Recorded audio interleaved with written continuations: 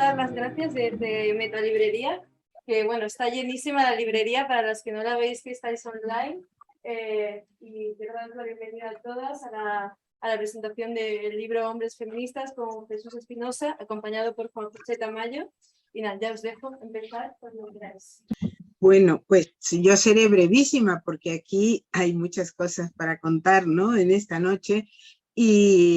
Y quiero en primer lugar agradecer a Metalibrería la acogida de este nuevo título de la colección Feminismos, que efectivamente es una colección que tiene pues ya toda una genealogía, tiene un recorrido y tiene pues la seriedad que siempre se le ha tratado de dar a lo que se iba eligiendo, ¿no? Como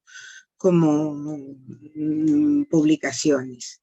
Quiero también agradecer a Juan José Tamayo el haber aceptado la presentación de este libro. Y quiero felicitar al autor, porque hacer una historia de los hombres que apoyaron las reivindicaciones de las mujeres en España me parece algo importante. Importante tanto porque se trata de una cuestión de justicia, ¿no? De reconocer a quienes pues han roto una lanza por la mitad, digamos, de la ciudadanía que estaba apartada de tantas cosas. Pero también por el impacto, importante por el impacto que pueda tener este conocimiento en nuestra realidad actual. Porque si bien el feminismo es un movimiento de las mujeres, efectivamente, un movimiento con una larga historia, también es una cuestión social que nos afecta a todas y a todos. Y yo siempre digo que todas y todos somos hijos de Beauvoir, hijas e hijos de Beauvoir, y de Beauvoir y de Wollstonecraft y de muchas otras pensadoras y pensadores que han aportado su grano de arena o su esfuerzo de toda una vida por transformar la sociedad en igualdad. Entonces, enhorabuena y nada más. Yo aquí soy todo oídos, me voy a tener que desconectar un poco antes del final, pero estaré escuchando todo lo que pueda. Muchas gracias. Muy bien, pues buenas tardes. Tengan todas las personas aquí presentes. Tengo una cierta incontinencia verbal y para evitarla voy a leer el texto que he preparado de presentación de este libro. Agradezco la invitación a presentar este libro. Es un verdadero privilegio ya que he podido leerlo recién editado. Voy a decir solo dos cosas de él y de su autor. Es un libro revelación de un autor revelación, a quien conozco desde hace una década y de quien, a pesar de las casi 3 generaciones que nos separan, es mi maestro en masculinidades y hombres feministas. Primero, Jesús Espinosa, autor revelación. Él es doctor en Historia Contemporánea por la Universidad de Cantabria y desde muy pronto su investigación se orientó a hacer memoria, en este caso subversivo, como dijera Walter Benjamin, de los hombres feministas olvidados de nuestra historia que osaron pensar y vivir contracorriente, poniendo el foco críticamente en la subalternidad y la naturalización de las mujeres y defendiendo ideales igualitarios. Este tipo de investigaciones no suele contar con el reconocimiento académico merecido, sino todo lo contrario. Se consideran alejadas de los temas duros a investigar y en cualquier caso se los tiene por menores. Incluso suelen contar con un cierto desdén de parte de no pocos de sus colegas, de nuestros colegas, porque yo también trabajo el tema de feminismo y el de la crítica de las masculinidades. Este libro no le ha resultado fácil investigarlo y escribirlo a Jesús, porque ha tenido que hacer frente a dificultades que en un principio pudieran parecerle insuperables, pero felizmente pudo superarlas gracias a dos actitudes fundamentales. Una, el tesón del investigador, y otra, su conciencia feminista. Una conciencia feminista que, como verán quienes lean el libro, y la bibliografía está alimentada por la mejor bibliografía sobre la teoría feminista, de autoras clásicas y actuales, desde las sufragistas hasta la llamada cuarta ola, a la que se refiere en el prólogo al final. Su principal dificultad radica en la muy escasa bibliografía en torno a los personajes españoles defensores de las vindicaciones de los derechos de la mujer, por citar el emblemático libro de Mary Wollstonecraft con el que se inicia el feminismo filosófico a finales del siglo XVIII. La perspectiva de las masculinidades en la historiografía de género se encuentra en una fase incipiente, sobre todo en España, y el libro de Jesús Espinosa constituye un avance muy importante, fundamental, y en adelante se convertirá en un libro de referencia. Algunos de los autores estudiados cuentan con excelentes estudios biográficos, es verdad, pero solo sobre su actividad y pensamiento político, sin tener en cuenta la óptica de género. ¿Cómo supera Jesús esta dificultad? Haciendo una labor que yo llamo de zahorí, descubriendo e identificando nombres desconocidos que logró localizar no en obras de investigación o estudios monográficos, sino sobre todo en revistas y ensayos que tuvo que investigar. Se entenderá ahora por qué califico a Jesús Espinosa de autorrevelación, por ser pionero en los estudios sobre los hombres feministas en España, que va a tener en adelante en la influencia en la orientación de los mismos. Segundo, el libro es, o yo lo defino como libro revelación.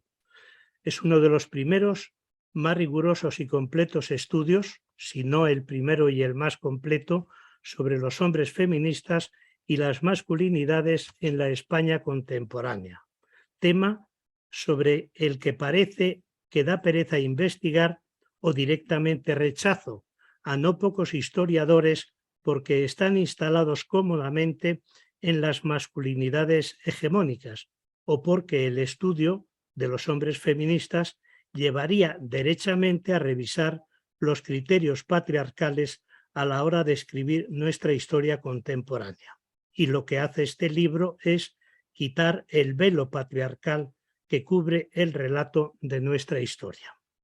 Me ha gustado mucho el concepto de culturas políticas que Jesús desarrolla desde la perspectiva de género, que no es una perspectiva que se utilice de manera generalizada en el tema de las culturas políticas.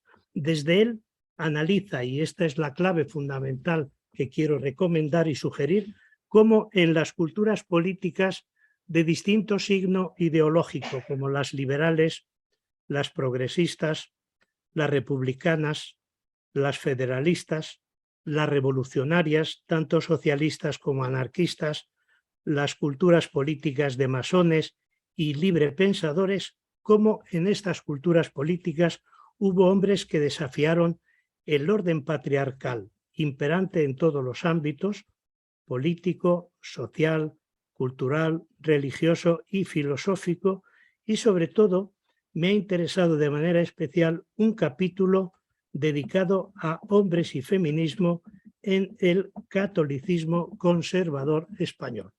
Y tengo que decirlo fuera de guión, que es un capítulo que me ha indignado, no por lo que él dice, sino por la historia de este catolicismo conservador español, que está en dirección totalmente contraria a los orígenes del cristianismo, al cristianismo primitivo convocado y desarrollado por el propio Jesús de Nazaret.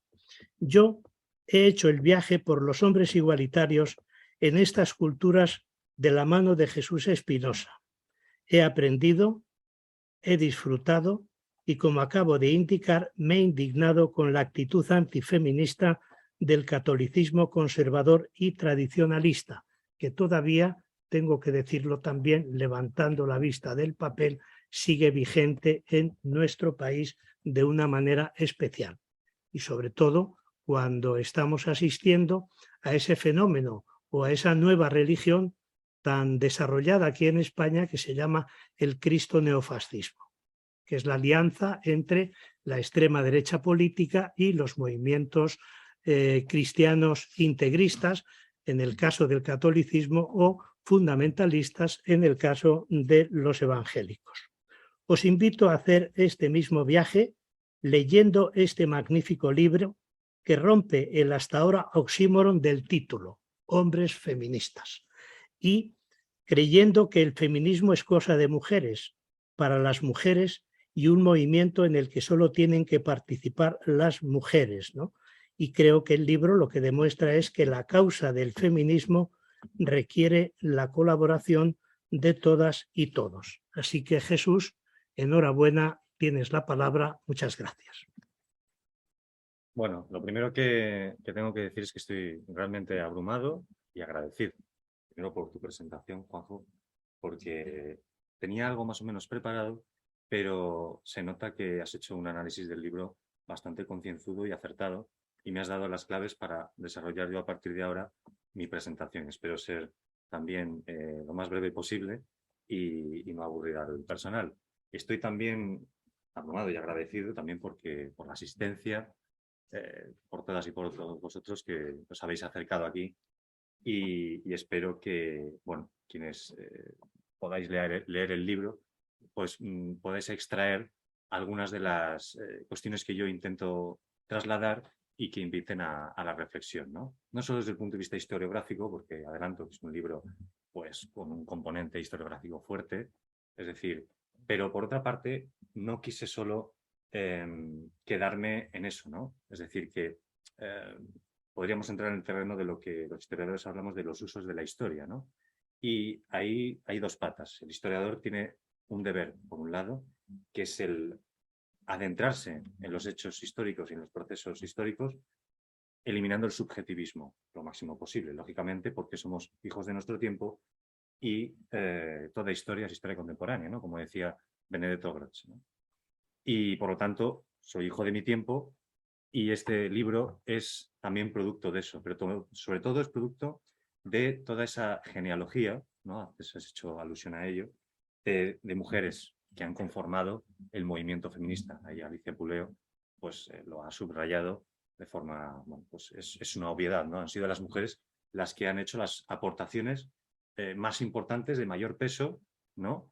Y también han, digamos, puesto sus cuerpos y sus vidas frente a las estructuras de dominación patriarcal y han edificado y construido la sociedad mejor en la que vivimos actualmente, a pesar de que tengamos que superar todavía, ¿no? y ir cumpliendo esa agenda política del feminismo, de esta cuarta oleada, quizás, no lo sé, los historiadores y historiadoras del futuro determinarán, quizás en su tiempo, si pudiéramos hablar de una cuarta oleada. Si es cierto que la poderosa movilización que hay actualmente o durante estos últimos años nos señala que desde ese punto de vista pudiéramos hablar de una cuarta oleada, aunque esa agenda política de la tercera oleada o tercera ola del feminismo no se ha cumplido del todo. Por lo tanto, ahí entraríamos en una problemática histórica que en un futuro se abordará desde otros miembros y, de momento, en ese sentido, historiadores pensamos que hacer análisis del presente es caer en cierto presentismo y hacer historia actual puede ser problemático, pero también es un campo de la historia interesante. No quisiera terminar el apartado de agradecimientos.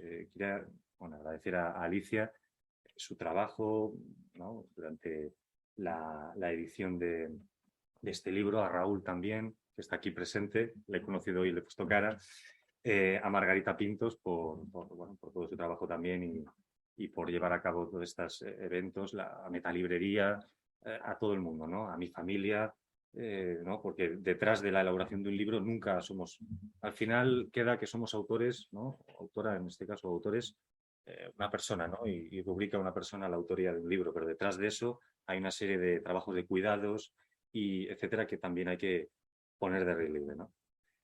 Sin eso no habría producción bibliográfica ni se podría edificar el mundo en el que vivimos. Y eso el feminismo lo está poniendo sobre la mesa. Por otra parte, también a mi tutora, a mi directora de tesis, María Jesús González. ¿Por qué cito a mi directora? Porque este libro parte de mi tesis doctoral y al final tuvimos que hacer, y hablo en plural, un esfuerzo por sintetizar todas esas ideas, ¿no? Y ese contenido que vertí durante muchos años. Ahí Juan José me conoce me conoce mucho, y a pesar de que en muy pocas ocasiones hemos podido coincidir, esta es la segunda vez que coincidimos personalmente y se nota que me conoce, y me ha emocionado que hiciera alusión a eso, ¿no? A las dificultades que he tenido que vencer, ¿no? No quiero hablar de mi libro, ¿no? Como diría Francisco Umbral, no quiero hablar tanto de mí mismo, pero es verdad que en ese sentido soy hijo de mi tiempo y también esas circunstancias hay que ponerlas de relieve, ¿no? Es decir, que en cualquier tesis doctoral todo el mundo pues tiene que librar diferentes dificultades. Me ha gustado mucho que hicieras alusión a las culturas políticas, ¿no? Ahí es Ana Aguado, también quisiera agradecer a una de las componentes del tribunal que evaluó y juzgó mi tesis doctoral.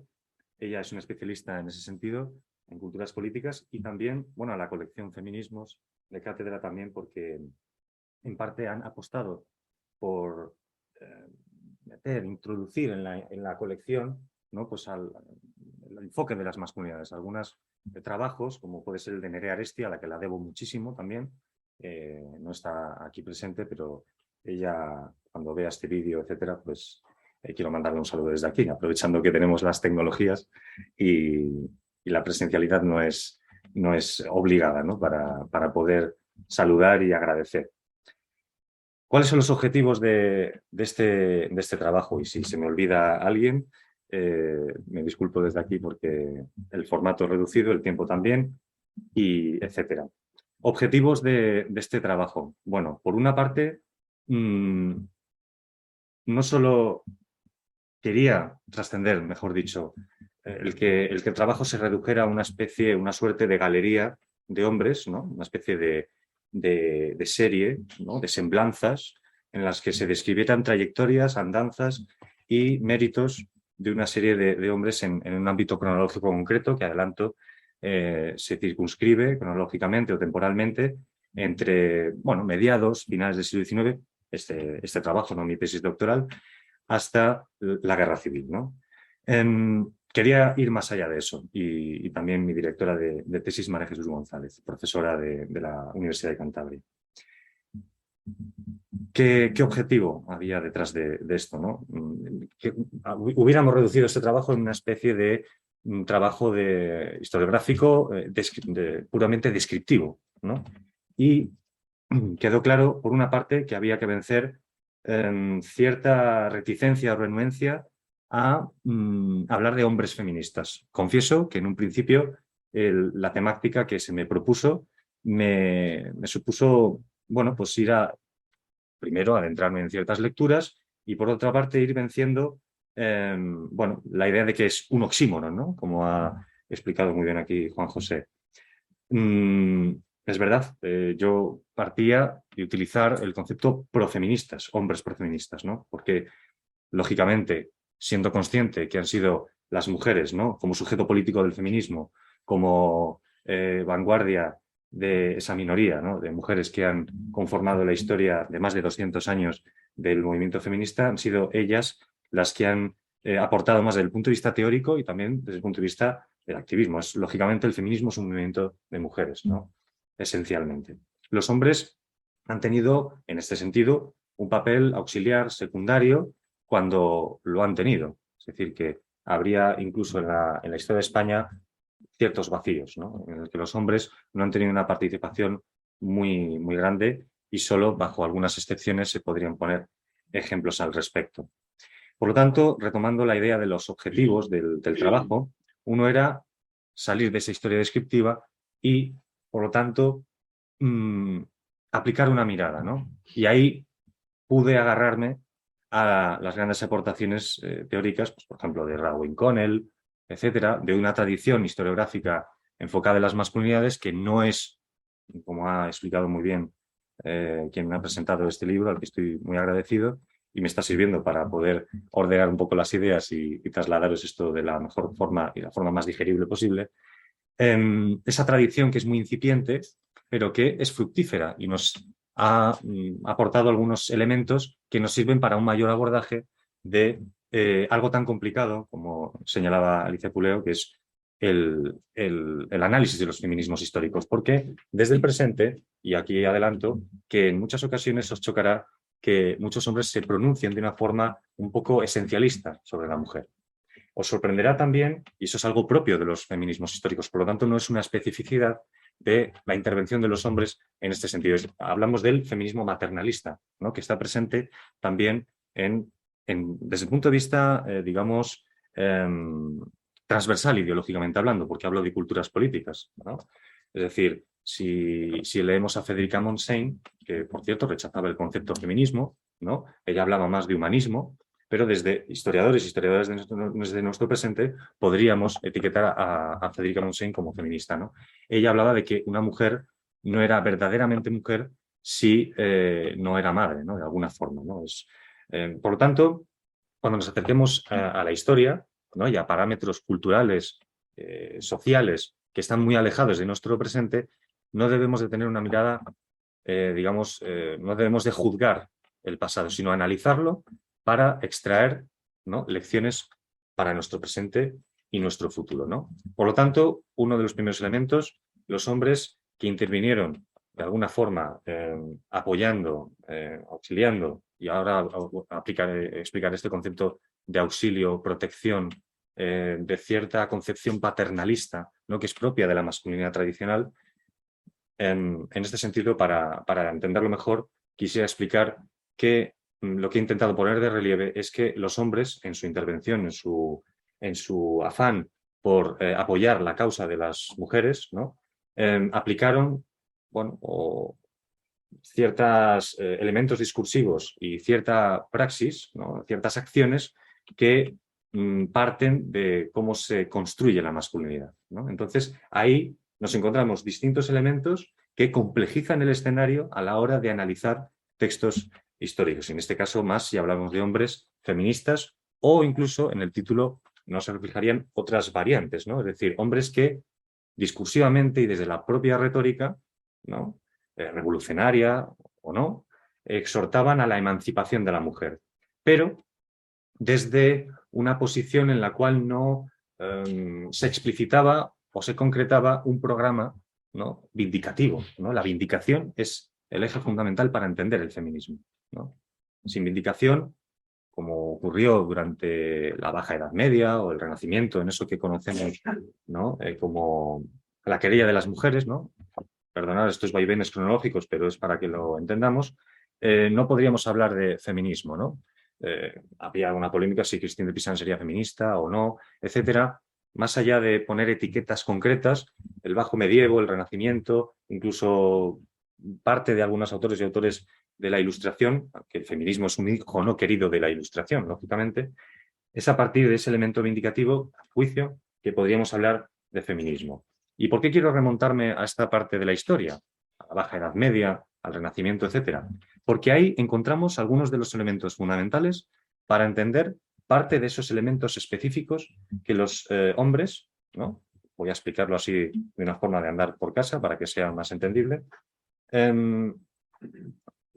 Esos recursos retóricos, etcétera, están impregnados de esa masculinidad tradicional y de un modelo concreto de masculinidad que es el de la masculinidad caballeresca, la masculinidad cortés, hidalga, utilicemos conceptos distintos para entenderlo y que queda impregnado de alguna forma, y eso es uno de los elementos que a mi juicio, igual está mal que lo diga yo, que tiene cierto interés del libro, es encontrar cómo durante el periodo decimonónico y de principios del 20 encontramos pues, bueno, pues un discurso que sigue impregnado de ese ethos caballeresco, de ese código moral que se refleja discursivamente de amparar a las mujeres, ¿no? Por eso encontramos algunos textos en los que se hace mucha alusión a la defensa de la mujer, a los paladines del bello sexo, ¿no? Estoy aquí adelantando algunos conceptos que pueden servir de aperitivo antes de abordar la lectura de este libro. Expresiones que en nuestro presente nos chocarían, de una forma de expresarse que es caduca, ¿no?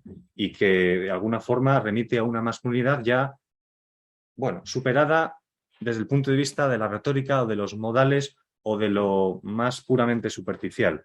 Aquí podríamos pues rescatar las reflexiones, por ejemplo, del libro de política sexual, ¿no? de Kate Millett, ¿no? Ahí hay unos pasajes que recojo en el libro en el que ella hace, ¿no? Y saco este ejemplo a colación porque habréis leído muchas y muchos aquí a Kate Millett, ¿no? Y ella hace una crítica muy acertada, muy afilada, ¿no?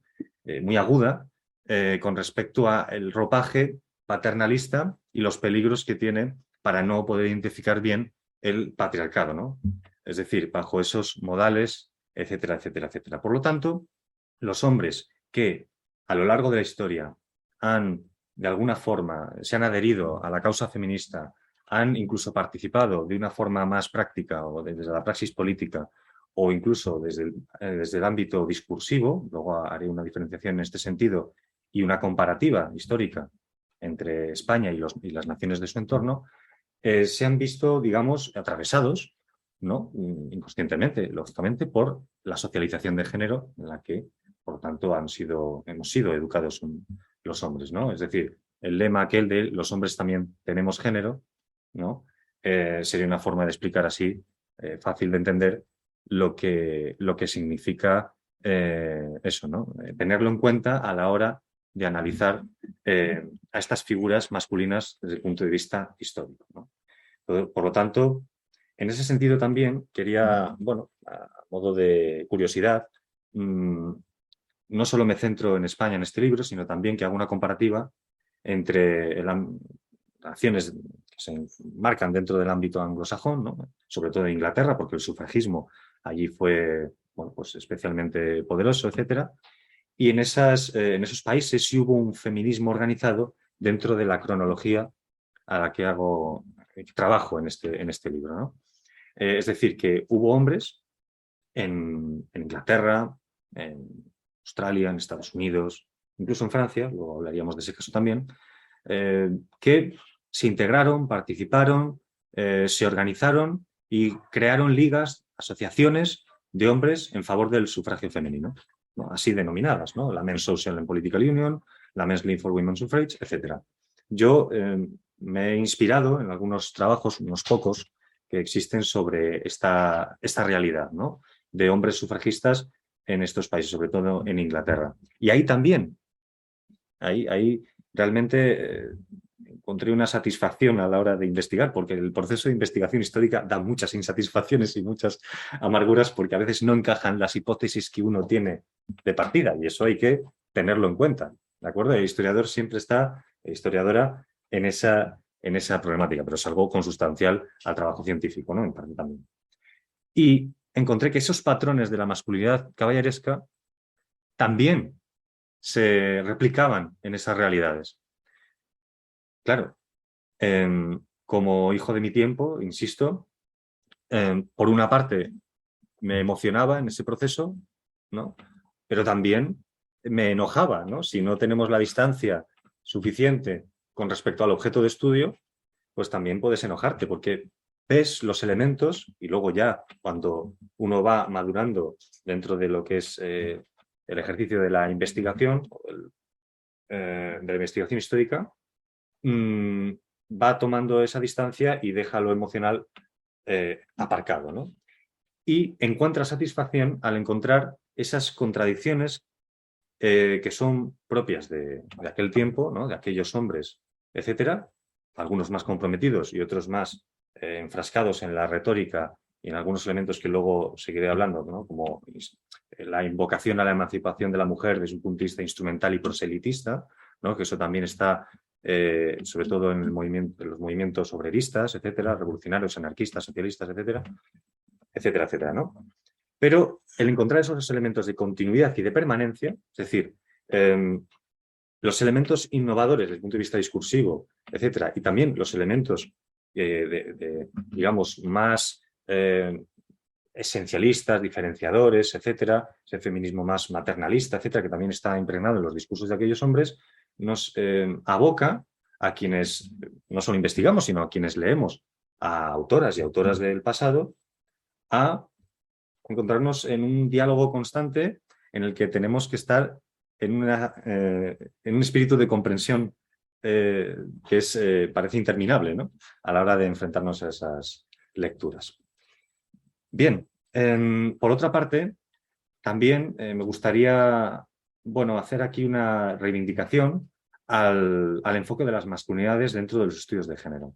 Porque, así como expresaba Joan Scott, historiadora, especialista en la historia de las mujeres y luego en historia de género, ¿no? Que en un principio, en el abordaje del estudio de la realidad de las mujeres a lo largo de la historia, se hablaba de los Women's Studies, historia de las mujeres, y ahora se va incorporando más el concepto de historia de género.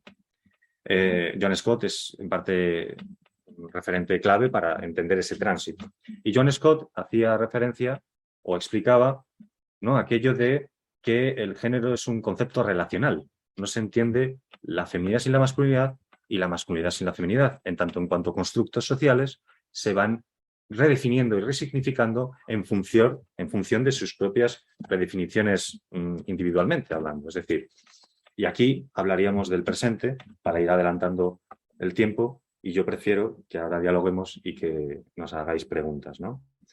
Yo entiendo que podéis hacer preguntas a todos, porque este libro no se entiende sin las aportaciones de Juan José Tamayo, sin Alicia Puleo, sin Margarita. Es decir, que yo de alguna forma he plasmado aquí todo el conocimiento valioso que me han vertido a partir de leer a más personas que debiera aquí citar, y también por eso estoy tan agradecido, ¿no? O sea que podríamos, no sé si el formato es el adecuado, podríamos hablar un poco entre todas y todos, ¿no? Igual estoy aventurando aquí, no es lo más idóneo, pero yo creo que podríamos en ese sentido hacerlo así. Me parece más así, compartido todo sabe mejor, ¿no?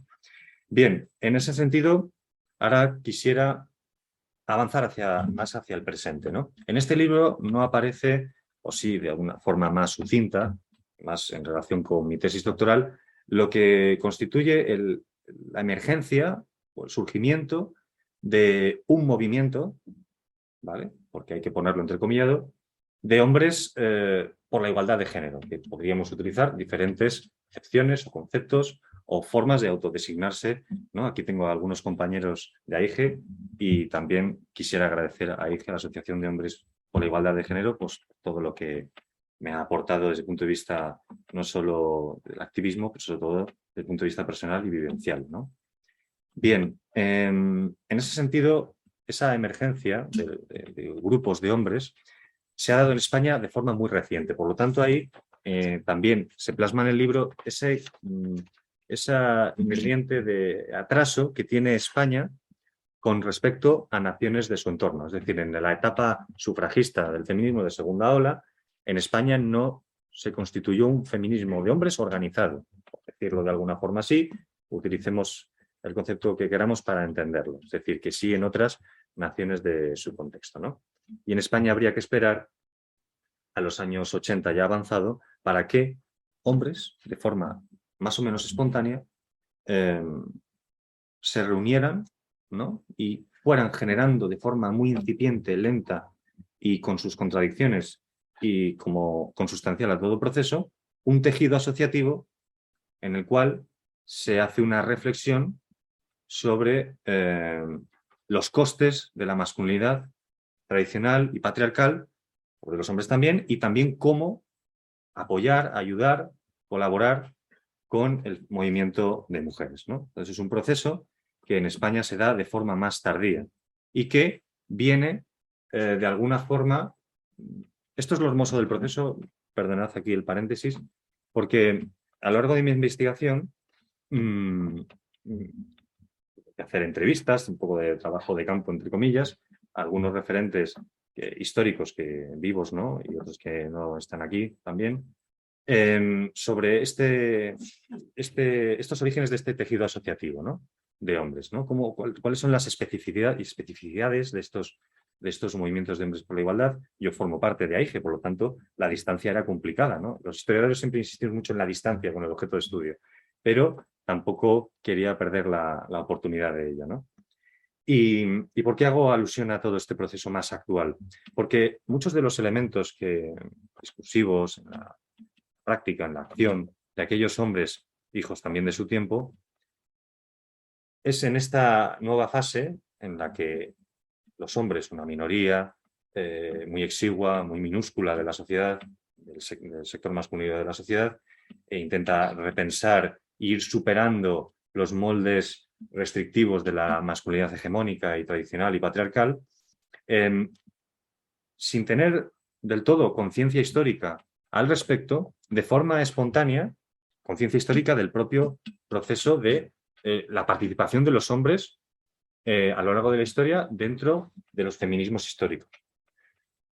Han ido, por lo menos desde el punto de vista teórico y también en la praxis, ¿no? Porque hay un enfoque de política personal, ¿no? De vivencial dentro de esos grupos de hombres que luego podemos desarrollar más, han intentado superar algunos de los elementos que aquí se insiste en ellos, ¿no?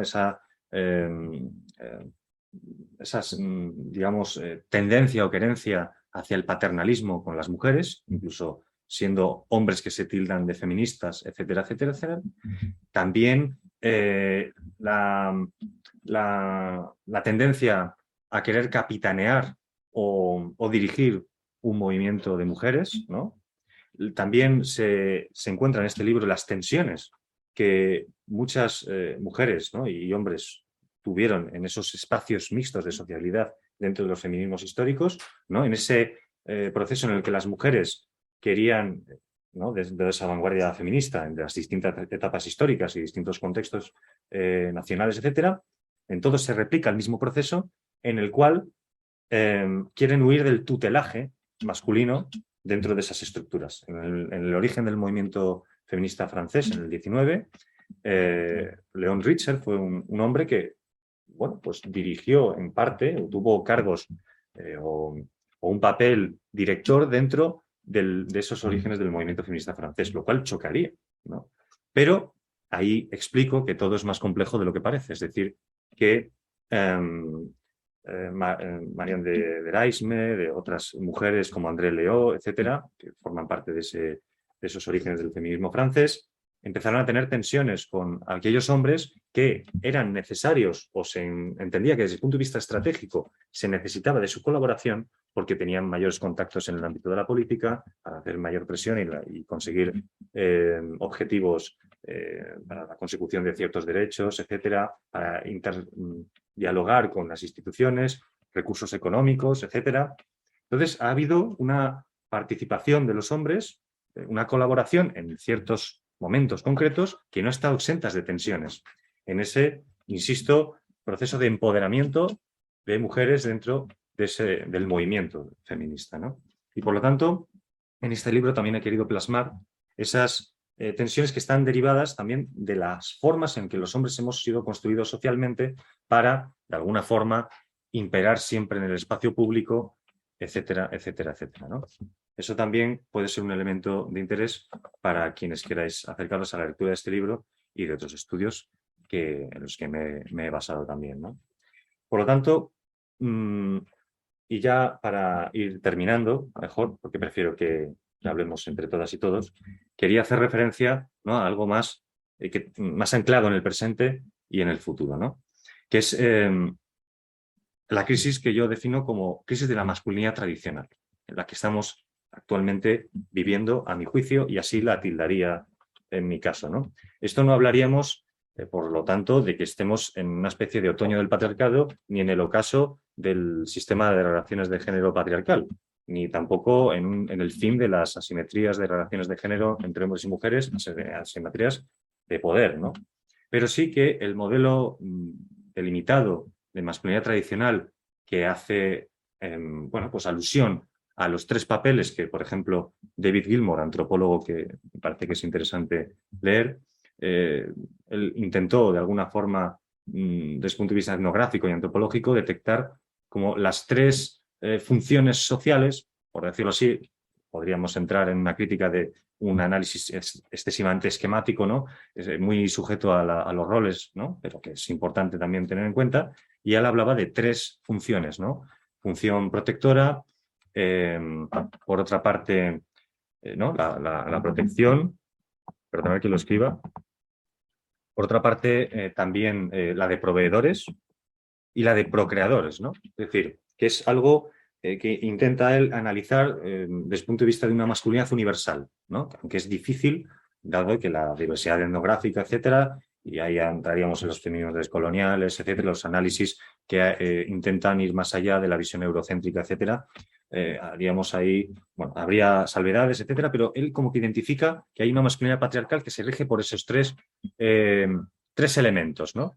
Y si hacemos un análisis más de tipo sociológico, de sociología de género, encontraremos que hay reflexiones en torno a, se suele hablar de crisis de la masculinidad, lo cual hago yo una crítica al respecto porque yo creo que la masculinidad no está en crisis, sino un modelo de masculinidad determinado, ¿no? Si hacemos una mirada retrospectiva de tipo histórico, veremos que la masculinidad está sujeta a los cambios y transformaciones. No es una realidad, digamos, estable, sino que está sujeta a esa resignificación inevitable, ¿no? Producto de los procesos y cambios y transformaciones históricas. Y en este caso hablaríamos de esa crisis de la masculinidad tradicional, a mi juicio, que explica la emergencia de esos movimientos, entre comillas, o asociaciones, agrupaciones de hombres por la igualdad de género. Porque la desubicación de los varones en las sociedades actuales tiene que ver con el, felizmente, avance de las mujeres, de ese proceso de empoderamiento, de ese mayor proceso de asunción de cierta independencia económica que era inexistente o no en el grado que se da actualmente en realidades históricas precedentes. Por lo tanto, estamos en un proceso, a mi juicio, historiador, yo lo evalúo así, aunque pueda estar equivocado, de inédito en ese sentido. Por lo tanto, de ahí la naturaleza que se distingue de la participación de los hombres en distintos contextos históricos del pasado con respecto a los fines, objetivos y encaje de los grupos de hombres por la igualdad de género en las sociedades formalmente igualitarias en las que vivimos actualmente. Y recalco lo de formalmente igualitarias.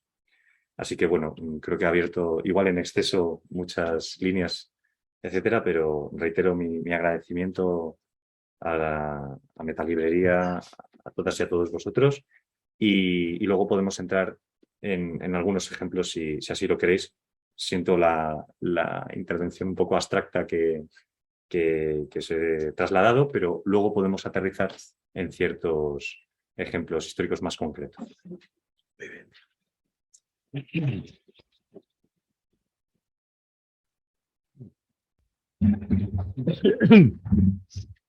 Bueno, pues ahora tenéis la palabra para que planteéis preguntas, para que hagáis observaciones y aportaciones específicas. Yo creo que está muy bien guiada la orientación y la exposición, dejando todo el campo abierto para la participación de todas las personas. Tenemos 40 minutos. Sí, a las 8:30 irremediablemente terminamos porque hay derechos también de trabajadores y trabajadoras. Pues.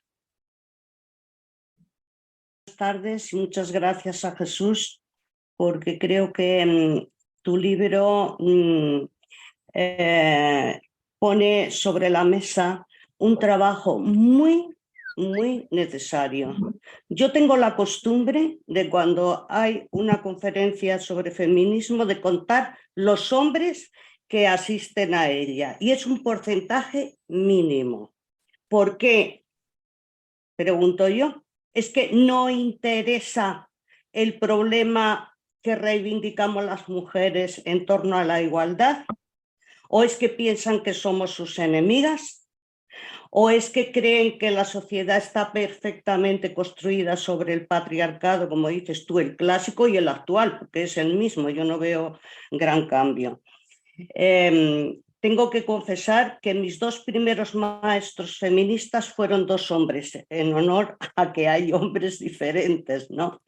Uno de ellos está aquí, que es Juanjo Tamayo, y otro, un compañero de trabajo que gracias a que él era feminista, su mujer pudo escribir libros, dedicarse a la política y en el momento actual es subdelegada del gobierno en la ciudad en la que vivo. Por lo tanto, el tema yo digo masculinismo, no sé si es un palabra, porque los hombres están muy a gusto en su papel en la historia. Y como que ellos no tienen nada que revisar, no tienen nada que estudiar. Eso, lo del feminismo ya se encargan las mujeres y lo nuestro estamos muy bien. Entonces, yo veo desinterés, analfabetismo total en cantidad de hombres sobre lo que es el feminismo y no digamos ya lo que es el masculinismo. Entonces, me parece inquietante esta ausencia y este desinterés de gran parte de los hombres de la sociedad actual, en lo que las mujeres vamos muy por delante ya en nuestras reivindicaciones, pero ellos creen que son cosas de mujeres. Bueno, pues allá. ¿Qué opinas tú de eso, Jesús? Muchas gracias, Ana. Pues que, bueno, voy respondiendo, sí. Bueno, voy a leer un texto, bueno, volvemos a Simone de Beauvoir porque los clásicos siempre nos interpelan y los clásicos se definen porque siempre están de actualidad y nunca, de alguna forma, pasan de moda, pero no de moda, porque es una forma superficial de verlo, ¿no? Sino que siempre nos podemos acoger a esos clásicos y aplicarlos en nuestro presente, ¿no? Como decía nuestra compañera, vais desagradando por sexos en cualquier evento y, bueno, puede haber igual un ligero cambio en ese sentido. A veces, yo no soy bueno en matemáticas, pero empiezo a contar muchas veces y me doy cuenta de que hay algo más hombres que van, ¿no?, integrándose en este tipo de eventos, pero realmente, si se agrega por sexos, hay muchísimas más mujeres. Simone de Beauvoir decía en el segundo sexo, yo creo que es en el segundo volumen, titulado así La experiencia vivida, que me parece, bueno, es magistral toda la obra, pero a mí me encanta leer ese, ¿no?, lo de la experiencia vivida, porque los hombres no tenemos experiencia de opresión en ese sentido. Y eso también explica también el desinterés, ¿no?, mayúsculo, enciclopédico, de los hombres tradicionalmente y actualmente, o una parte muy mayoritaria del sector masculino de la sociedad, hacia las cuestiones de género y sobre todo a la hora de empatizar. Hablabas de analfabetismo, pues hablo yo también de analfabetismo emocional, ¿no?, que es que integra o que atraviesa, mejor dicho, el modelo de masculinidad imperante hegemónico, ¿no? Si nos desgarráramos de ese y superásemos esas barreras emocionales también y quisiéramos de forma consciente, voluntaria y sobre todo decidida a identificar nuestros privilegios y prerrogativas, pues empatizaríamos más con la otra mitad de la humanidad, ¿no? Y en ese sentido Simone de Beauvoir decía algo así, ¿no? Conocemos más íntimamente que los hombres el mundo femenino, porque en él tenemos nuestras raíces. Captamos con mayor inmediatez lo que significa para un ser humano el hecho de ser femenino o construirse como femenino, ¿no? Y nos preocupamos más por saberlo, y podríamos añadir, por intentar transformar esa realidad, ¿no? Es decir, que ahí Simone de Beauvoir hace referencia a eso, ¿no? A que la experiencia vivida y el factor de socialización de género que es crucial para que los hombres pues, no hayan tomado ese interés necesario a la hora de transformar lo existente, ¿no?, en este sentido, el sistema de dominación patriarcal. Bueno, gracias por tu intervención y bueno, has tocado otros otras cuestiones en las que estoy pues, bastante de acuerdo, sí, sí, por supuesto. Sí, por favor. Gracias. Gracias por tu trabajo. Me interesaría preguntarte, estará en el libro, me imagino, sobre si podemos encontrar en la fracturada memoria histórica algún antecedente inmediato al movimiento de los hombres por la igualdad. Nace espontáneamente, de 20 años, 30 años, podemos poner fechas de este tipo, pero ¿cuánto consideramos del periodo de la República, del periodo de la guerra, o antes? ¿Podemos recuperar algo de ese tipo de reflexión? ¿Cuál? Creo que en el libro, la oportunidad de que lo digas. Sí. O sea, no tanto solo la crítica de estructuras de carácter patriarcal, sino sobre todo movimientos claramente a favor del reconocimiento de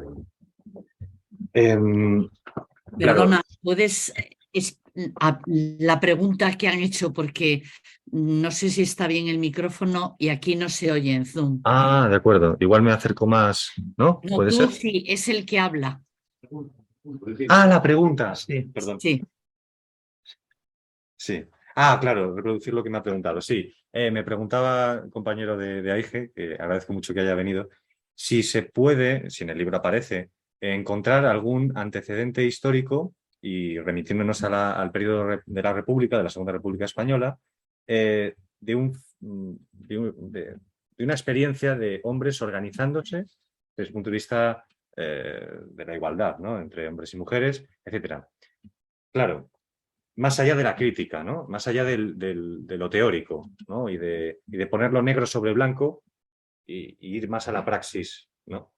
En ese sentido, en la Segunda República, ni anteriormente, en España, como decía antes, hay experiencias en ese sentido. Los hombres no se organizaron en ningún caso y tampoco lo hicieron para la reivindicación de derechos formales o la reivindicación o la consecución de derechos políticos, ni para el desmontaje de las discriminaciones jurídicas que padecían. Eso sí ocurrió en Inglaterra, etcétera, pero para llevarlo al terreno vivencial Sí.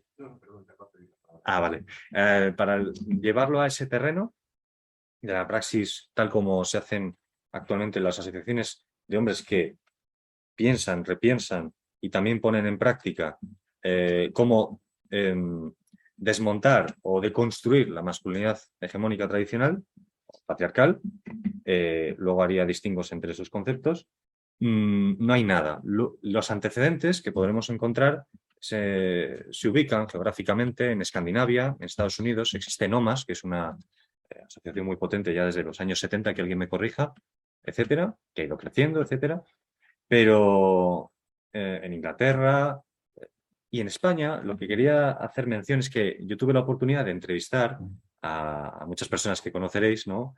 A Juanjo Compaire, a Antonio, fundador de AIGE, etcétera, y a otros, ¿no? A Julián, y preguntándoles sobre, ¿no? A Joan Vilchez también, a Hilario Sáez, preguntándoles sobre, se me olvidan nombres, disculpadme, preguntándoles sobre en qué se inspiraron ellos, pues me dijeron todos que habían descubierto el Mediterráneo. En ese sentido, cuando vieron que en otros países se hacía lo mismo. Por eso insisto que la espontaneidad es fruto también de algo que está ahí estructuralmente ocurriendo en la sociedad y que emerge de esa forma. Es decir, que esa crisis de la masculinidad tradicional se estaba viviendo ya en los 70, 80, etcétera, a partir de las consecuencias de las dos segundas guerras mundiales en que las mujeres se incorporan al mercado laboral de una forma más importante, ¿no? Porque en el mercado laboral las mujeres han estado desde el proceso de industrialización y ya antes las mujeres han trabajado fuera de casa. Lo que pasa es que no era excepcional que obtuvieran un estatus de independencia económica como ha ido ocurriendo en las últimas épocas, ¿no? En esta fase de capitalismo tardío industrial y ahora en unas fase postindustrial, ¿no? Que eso también tiene consecuencias desde el punto de la masculinidad, porque la desubicación que sienten los hombres es producto también de esta fase, bueno, neoliberal, ¿no? En la que hay un desmontaje del estado del bienestar y también de altas tasas de desempleo,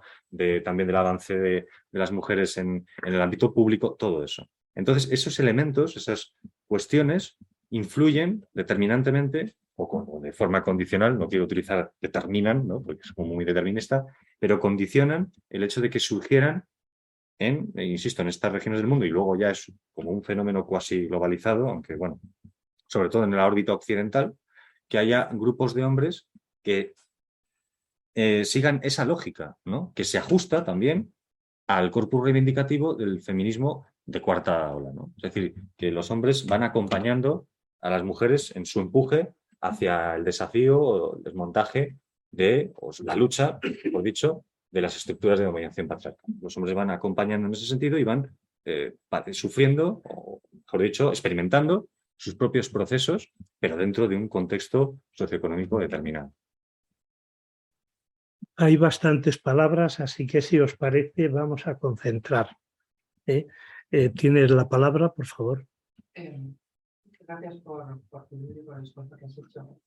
Quería traerte al presente, porque mi libro de crisis ha llegado hasta el momento, pero como experto me gustaría saber tu opinión sobre este gobierno actual que se autodefine como feminista, si ves que la posición de Pedro Sánchez es auténticamente feminista o es postureo, y otro tanto en el caso de Podemos, su líder Pablo Iglesias, que ha visto salir de su partido precisamente muchas feministas que estaban absolutamente indignadas por ese comportamiento muy centrado en sí mismo y un poco dispuesto a apoyar mujeres más allá de su círculo más íntimo. Ana Marcela, por favor. Gracias. Bueno, me ha gustado mucho tu exposición porque me recuerda también un poco en la línea de la compañera que mi vida también ha estado de cerca de hombres muy valiosos y que no en vano mi padre me puso el nombre que me puso recordando Marcela, la del Quijote, y todo lo que hay detrás de esto. También que fue el que me puso y me presentó a Simón de Beauvoir y a Virginia Woolf, y que en mi paso también migratorio me encontré personas que me he encontrado como Juan José, que ha sido un apoyo fundamental también en mi vida académica aquí en España.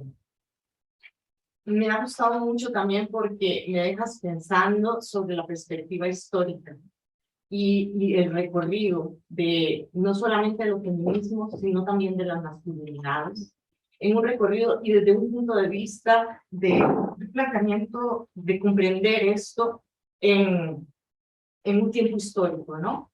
Porque hay un tiempo histórico y también nos hace ver cómo los feminismos cambian y varían también y se amplían, ¿no? Se amplían porque no podemos pensar que solamente el sufragismo, por ejemplo, es como la base de ese feminismo, por lo menos a mí me deja esto pensando en esto, sino que las luchas de las mujeres son muchísimo más amplias. Y recordabas a Federica Montseny que decía que ya no era feminista, pero que tenía prácticas feministas. Yo estudio mucho los feminismos desde América Latina, ¿no? Y desde posiciones más que descoloniales o decoloniales. Me gusta más llamarlo su perspectiva decolonial o con vocación descolonial, ¿no? Porque es una multiplicidad de feminismos. Y en eso es recordar que, por ejemplo, hay mujeres indígenas, entre ellas las mapuches, que no se reconocen como feministas, pero están poniendo su vida y su cuerpo todos los días en contra de esta rapiña de vida, contra la vida, ¿no? Que es de un sistema capitalista, racista, neoliberal, en un contexto de colonialidad que nos está arrasando.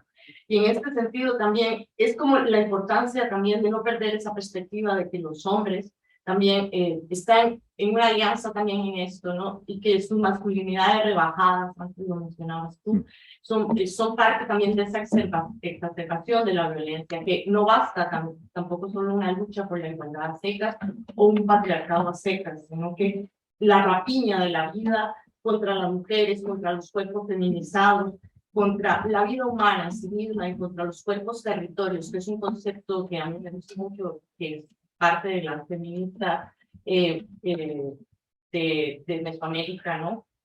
Comunitaria. Y en esta heterogeneidad también es construir, ¿no? Construir para ensanchar la justicia y que el feminismo desde tu perspectiva se amplía las perspectivas feministas. Y que en este momento donde hay un saqueo, una rapiña contra la vida humana y donde estamos nosotras en el centro de esa violencia feminicida que nos arrasa y donde hay cuerpos que valen más y que valen menos, así es, mirar que se puede construir desde diferentes posiciones en un tiempo de recorrido histórico. Muchísimas gracias por haber escrito ese libro y de verdad a mí me deja mucho pensando, porque si bien lo haces desde España, también nos da insumos para quienes trabajamos desde otras perspectivas, también ampliar ese recorrido histórico que nos falta, que nos complementa, ¿no? Como personas, como mujeres, como seres humanos, también con perspectivas feministas. Muchas gracias, Ana Marcela, por favor. Sí. Bueno, yo tengo muchas ganas de leer el libro y antes de empezar con él, ahí tengo como una duda de decir, ¿te has fijado en los hombres feministas como hombres que se posicionaban a favor de la lucha de las mujeres? ¿No? Bueno, y si has encontrado también, no tanto esos hombres, pues que en su posición política o pública o lo que fuera, ¿no? Que se pusieran, pues eso, defendieran los derechos humanos de las mujeres, si los has encontrado también algo que me parece dificilísimo como historiador, ¿no? En la investigación histórica, de encontrar hombres como la primera intervención de Ana Rodrigo, hombres que dieron un paso, que estuvieran apoyando a las mujeres pues desde lo privado, desde asumiendo tareas del hogar, ¿no? Lo que hoy llamaríamos un hombre igualitario.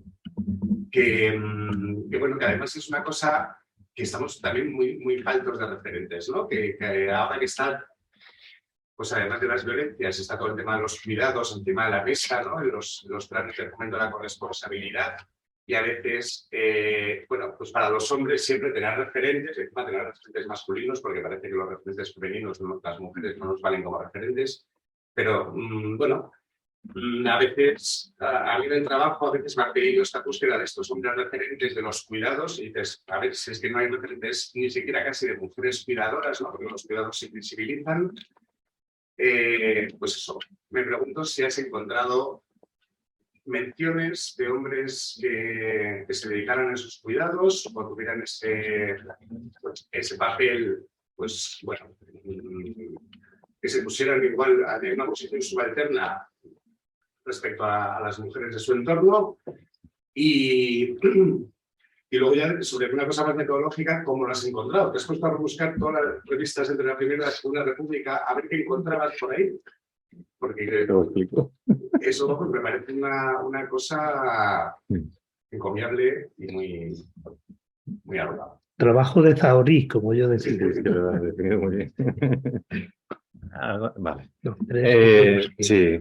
Bueno, muchísimas gracias por vuestras preguntas porque son una oportunidad también para repensar yo cosas, ¿no?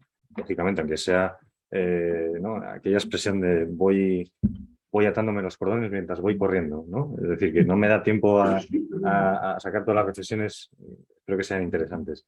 Por un lado, no me obsesionaría yo con las etiquetas. Y eso también fue un problema a la hora de abordar el objeto de estudio y también nos ocurre en el presente. El feminismo ahora mismo es como la gran fuerza motriz transformadora de la sociedad.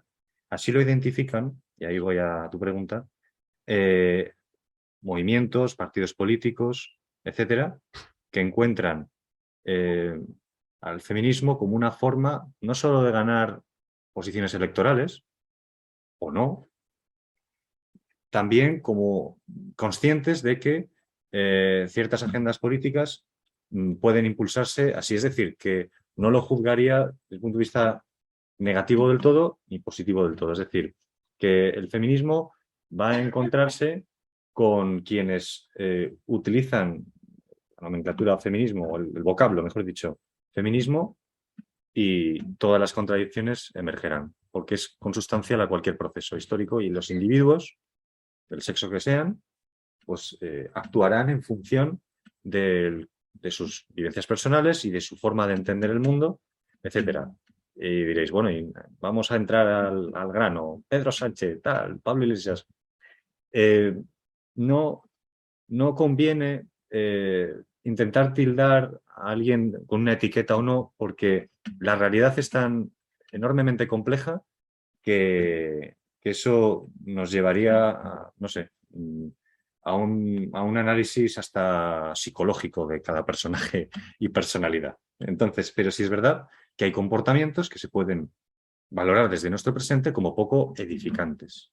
Y lógicas, pero más que eso, edificantes, las formas de hacer política y discursivamente, y también en las formas, digamos, de las militancias, de los espacios públicos, los partidos políticos, siguen insertas en ciertas formas masculinistas, antes de Ana, creo que era Ana Rodrigo, ¿no? Sí, que hacía mención a eso, al masculinismo, ¿no?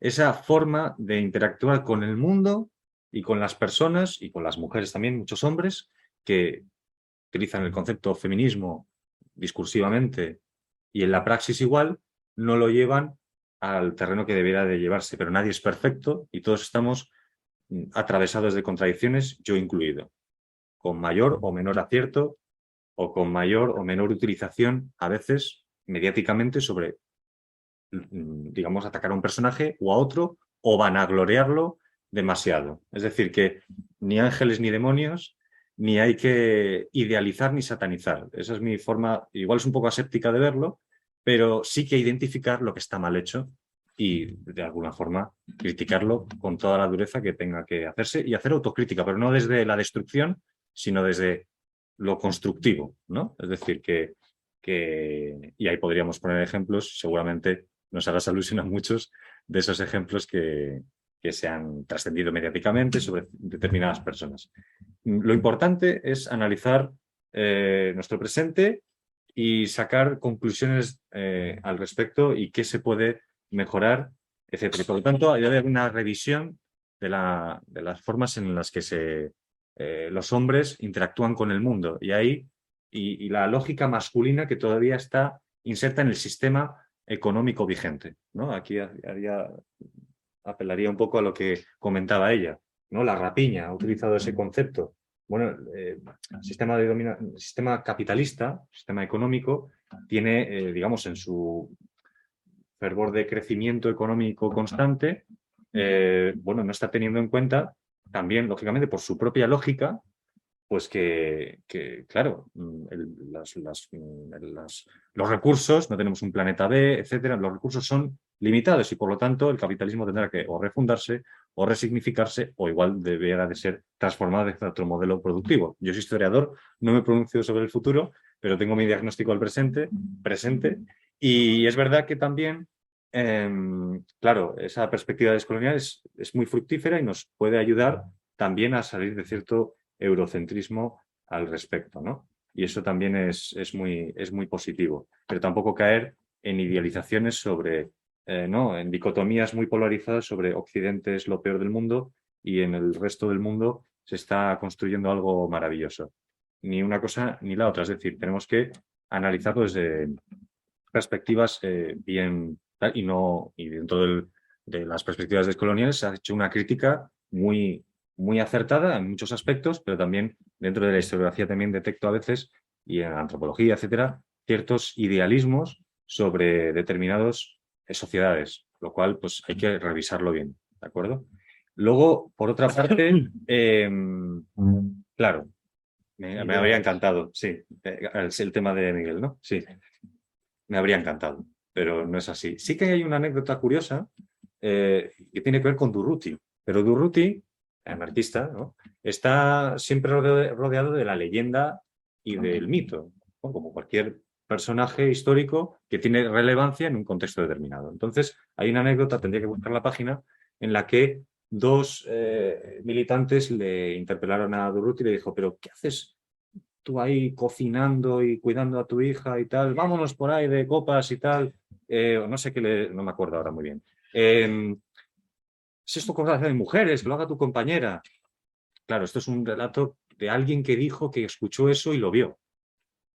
Y dijo Durruti, no has entendido a sus compañeros, a sus camaradas militantes de causa común hacia la construcción del comunismo libertario en un futuro, ¿no? No has entendido nada del anarquismo si me haces esta crítica y no te pones a hacer lo mismo tú en casa. ¿Pasó eso o no? No lo sé. ¿De acuerdo? Pero fijaros que en la anécdota se puede ver que hay alguien que se preocupó de alguna forma de que eso fuese así o que ojalá hubiera ocurrido. Por lo tanto, podríamos entender que, claro, en los feminismos históricos decimonónicos, etcétera, no encontraremos, es muy extraño que se haga una apelación a la corresponsabilidad de las tareas del hogar y del cuidado, porque todavía impera, y esto a veces no se entiende bien, cierto, aunque, ¿no? Pues mujeres como Clara Campoamor, como Victoria Kent, como Margarita Nelken, como muchas mujeres, Ocencio Jiménez de Flaquer, hicieran una crítica al modelo de feminidad doméstico, todavía no hay una, digamos, impugnación total hacia la división sexual del trabajo en todas sus vertientes o de forma completamente contundente. Entonces, también hay que entender el contexto de los feminismos desde la época. Antes hablaba del feminismo maternalista, ¿no? La idea de que la mujer debía de, ¿no? Se encumbraba la maternidad de alguna forma, ¿no? También la belleza de la mujer. Eso aparece en muchísimos extractos en este libro. Recojo, pues afirmaciones como somos los defensores del bello sexo, ¿no? Claro que visto de nuestro presente suena fatal, ¿no? Porque, claro, es una actitud galante, ¿no? Que también es propio de un elemento de la masculinidad tradicional, etcétera, etcétera, etcétera. Entonces, bueno, hay elementos de sobra para seguir tirando del hilo y seguir hablando. Y el trabajo, bueno, no me voy a hacer la víctima con respecto a cómo la metodología como historiador. Todos los historiadores y historiadoras pues tienen que hacer trabajo de archivo y en mi caso es que no me encontré muy huérfano mejor dicho, todavía muy pocas referencias al respecto porque tuve que buscar muchísimas fuentes, ir a la Biblioteca Nacional, al Ateneo de Madrid, a muchos sitios y me quedó mucho por trabajar, ¿no? También en ese sentido. Por lo tanto, soy consciente de las lagunas del trabajo, aunque esto, dicho así, no contribuye a vender más libros, ¿no? Sí. Pero hay que reconocerlo también. ¿Algunas otras intervenciones, por favor? Sí. Sí, sí. Sí, hay otra, pero bueno. Sí. Entonces, por favor. Sí. Hola, quería preguntar, bueno, es que yo siempre me he sorprendido por qué la historia de la filosofía es tan machista. O sea, es el ámbito, yo creo, más machista que la cocina y la distribución social de los trabajos, ¿no? Pero la historia de la filosofía es, bueno, absolutamente machista. De verdad. Y sobre todo cuando hay un libro que debes leerlo, yo recuerdo de la joven Pilar en la comunidad social, y íbamos allá, digo, establecidos, me encontraba frases de una misoginia. Yo todavía tengo, bueno, con Eran de Rotterdam, con su mentor, o sea, está sembrada de misoginia, no sea machismo, la historia de la filosofía. Yo tengo una anécdota de esto que tú dices en el caso de Kant. Kant, qué maravilla cuando dice que es la ilustración, la salida del ser humano del estado de infancia en el que se encuentra conscientemente. ¿Cuál es el lema de la ilustración? Atrévete a pensar. Bueno, pareciera que eso es algo universal, pero en un libro titulado Observaciones sobre lo bello y lo sublime dice, para que una mujer pueda ser filósofa tiene que tener barba. Claro. Fijaos la contradicción dentro del mismo pensador, porque ¿cómo vamos a negar la grandeza de esa definición de la ilustración y de la propuesta ilustrada que es atrévete a pensar? Pero a la hora de universalizar, y mira que él desde el punto de vista político es un cosmopolita, pero claro, en el ámbito de género ciertamente el sentido machista es impresionante, pero lo mismo que se dice de Kant se puede decir de Hegel, ¿no? Dice, las mujeres se dedican solo a lo privado y a lo particular, por tanto no pueden ser filósofas. Los hombres nos dedicamos a la concepción universalista.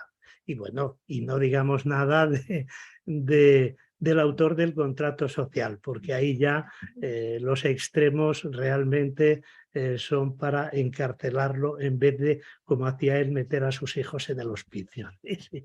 Pero bueno, él No, no sé. has puesto 3 ejemplos, vamos, paradigmáticos de ello.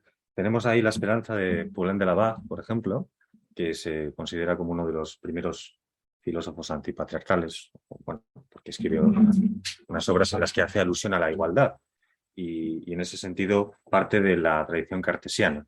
Y ahí recomiendo la lectura también de sus obras.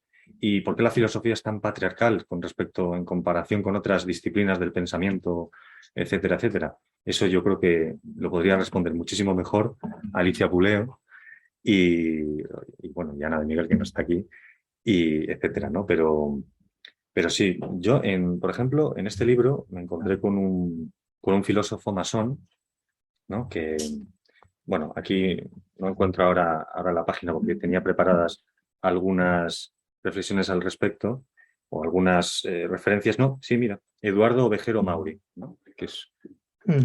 pues claro, me congratula sí, que lo conozcáis, ¿no? Pero tiene un libro que es Nuestras costumbres, ¿no? En el que hace un análisis que no entra mucho en harina desde el punto de vista de concretar sobre una concreción mayor con respecto a las reivindicaciones, ¿no? A cogerlas y a ponerlas sobre la mesa, ¿no? En favor de los derechos de las mujeres, pero sí que hace un análisis muy... por eso el libro se llama así, Nuestras costumbres, ¿no? Hace una observación de los comportamientos sociales y hace unas radiografías sobre esas costumbres y con respecto a las relaciones de género, pues describe cómo las mujeres en aquel contexto, cuando se acercaba a un hombre, debía demostrar pues, cierta sumisión en la gestualidad, etcétera. Hace unas descripciones súper detalladas que a mí me emocionaban cuando lo leía, ¿no? Y además hace una crítica a la cortesía, ¿no? No sé si da tiempo que lo lea, pero yo creo que está muy bien. A ver si lo tengo aquí. Lo he perdido por la emoción, pero sí, qué pena. Un momento. Sí, crítica a la cortesía de Ovejero Mauri, ¿no? Dice así, rápidamente, respetemos los derechos laborales de los trabajadores, rápidamente. Las tributamos fingida consideración. Nos quitamos el sombrero humildemente ante ellas. Nos ponemos a sus pies. Les cedemos el asiento. En el templo les cedemos la parte anterior de la iglesia. Y al salir nos adelantamos para darles agua bendita. En las reuniones y espectáculos les dejamos el lugar preferente. Y nosotros ocupamos el más molesto. En fin, nos creemos obligados a hacer con ellas, todas estas monadas que constituyen la galantería. Y no parece sino que tratamos de engañarlas cortésmente y ocultarles con halagos que somos sus tiranos. Mientras les arrebatamos la libertad, les prodigamos todos esos gestos, exclamaciones y piruetas propias de payasos. Ellas, como las mujeres de los trucos, no conocen su propio envilecimiento y están contentas. Nosotros, al verlas risueñas, queremos hacerlas felices, ¿no? Es decir, que hace unos análisis que son súper agudos y que, a diferencia de otros autores que aquí pues aparecen en el libro, hace una crítica frontal a ese donjuanismo, por ejemplo, o a esos modales corteses deferentes y caballerescos que, ¿no? Contra una anécdota, ¿no? Petit Lawrence, que era abogado de algunas sufragistas, ¿no? Porque fueron condenadas a la cárcel, etcétera, pero hubo un juicio. Él era abogado y, bueno, era un hombre adinerado y sufragó la causa sufragista y además participó de una forma u otra, ¿no? Y en el Día de la Defensa, bueno, fue muy aplaudida un gesto que tuvo muy, muy gentil, ¿no? A ojos de aquellas mujeres que eran lideresas del movimiento sufragista, etcétera, que había un consenso social, más o menos, sobre ciertas formas de interacción entre hombres y mujeres. Y él sacó un pañuelo muy gentilmente, limpió la bancada donde iban a sentarse para asistir a su propio juicio y eso fue ampliamente aplaudido. Otras mujeres como Christabel Pankhurst, ¿no? Hija de Evelyn Pankhurst, criticaba que los hombres de alguna forma estuvieran ejerciendo ese tipo de paternalismo, por un lado, y también, ¿no? Y llegó a dar un puño en la mesa, ¿no? Afirmando este es un movimiento de mujeres. Entonces, fijaros lo interesante que es ver esas tensiones con respecto a ese empoderamiento de las mujeres dentro de esa conciencia de opresión que iban ejerciendo y de esas praxis políticas que estaban llevando a cabo, y cómo se va redefiniendo la feminidad, y cómo los hombres que quieren, algunos, participar de forma con convicción y compromiso, otros hablábamos de oportunismos, hablábamos de carácter instrumental, político, ideológico, etcétera, otras cuestiones que aparecen también en el libro, tienen actitudes propias de su propia socialización, en la que de forma, bueno, pues algunas mujeres lo identificaban, quiero ir un poco rápido, algunas mujeres lo identificaban como un modelo de masculinidad bienhechor, caballeresco, gentil, virtuoso. Incluso ellos se redefinían, o mejor dicho, revalidaban su propia masculinidad a partir de esos comportamientos, ¿no? Entonces, esta es una de las cuestiones que más me costó al encontrarme con los textos, intentar darle un enfoque analítico y darle una explicación que sirviese para ir más allá de esa galería de hombres, ¿no? Ver cuáles son las especificidades de los hombres dentro, en su participación humilde, digamos, minúscula en términos cuantitativos con respecto a las mujeres en la historia del feminismo, ¿no? 2 palabras nada más, que son las pedidas, y por favor, si son reflexiones, no tiene que contestar, y en cualquier caso, pues él puede cerrar. Sí. Creo que gracias por el libro, es muy importante para los trabajadores trabajas el concepto de patriarcalización castellano nacido con Paredes en Bolivia, estudios neocoloniales, coloniales, feministas, etc. Pregunto.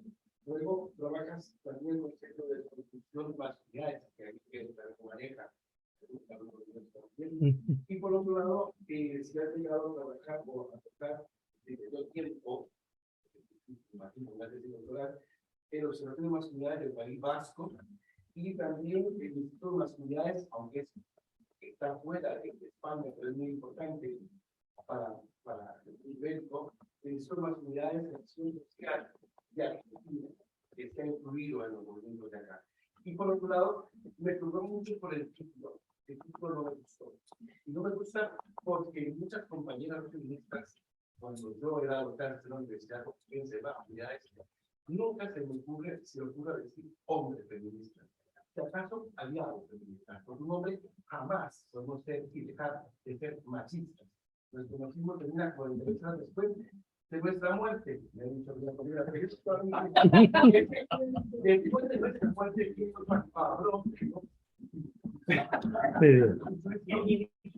de acuerdo. Sí, por favor. ¿Usted?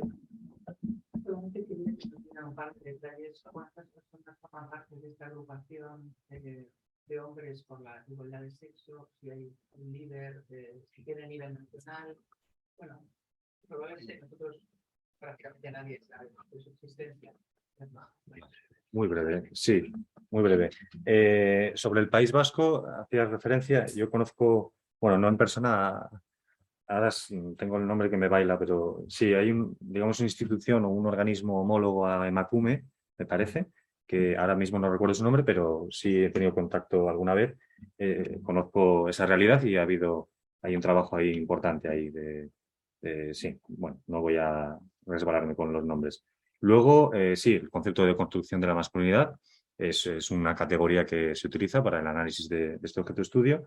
Despatriarcalización es un concepto que conozco, pero no al autor a la que has hecho referencia, pero tengo que mirármelo. Y bueno, luego sobre el concepto de hombre feminista. Claro, en un principio pudiera producir sarpullidos, ¿no?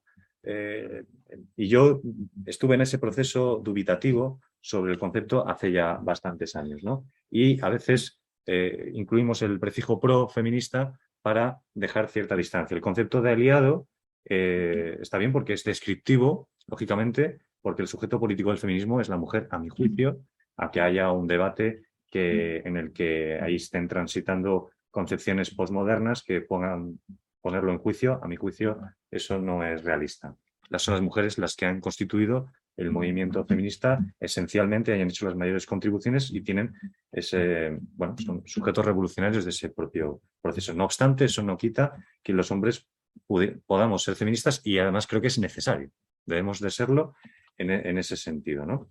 Y por otra parte, yo de Argentina, de esa realidad, conozco a Varones Antipatriarcales, que es una asociación que creo que es bastante potente, no sé cuál es su situación actualmente, y sobre AIGE, en cuanto al número de socios, etcétera, que hay en la Asociación de Hombres por la Igualdad de Género, luego está el Foro de Hombres por la Igualdad también, o la Red de Hombres por la Igualdad, que igual, conoceréis los números y etcétera, pues Miguel Lázaro y mis compañeros.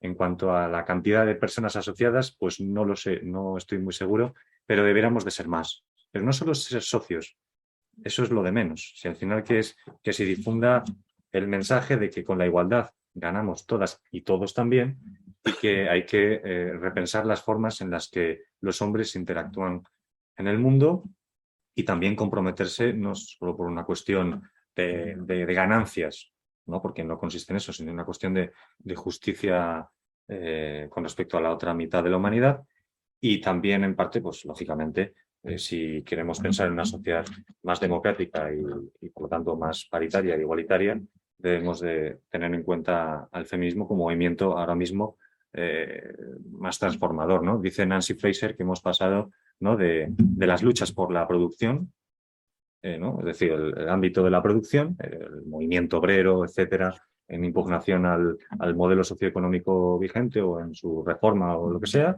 en las distintas vertientes del movimiento obrero, a un proceso en el cual ahora estamos más atendiendo a la reproducción social. Y esa ecuación había quedado al margen y el feminismo está también con la economía de los cuidados, con todas estas cuestiones relativas a la corresponsabilidad de las tareas del hogar, del cuidado etcétera, de las personas y de los más vulnerables, pues también en ese sentido los hombres tenemos que sumarnos. Me da igual el adjetivo que pongamos, ¿no? Hombre feminista o no, al final hay un corpus reivindicativo, una agenda y en ese sentido desde distintas posiciones pues debemos, entiendo, a mi juicio, humildemente, que sumarnos comprometidamente y decididamente. Muchas gracias desde Zoom a todos los que habéis participado, a los ponentes, a Alicia que se ha tenido que ir y muchas gracias por estar este rato con nosotros. Gracias a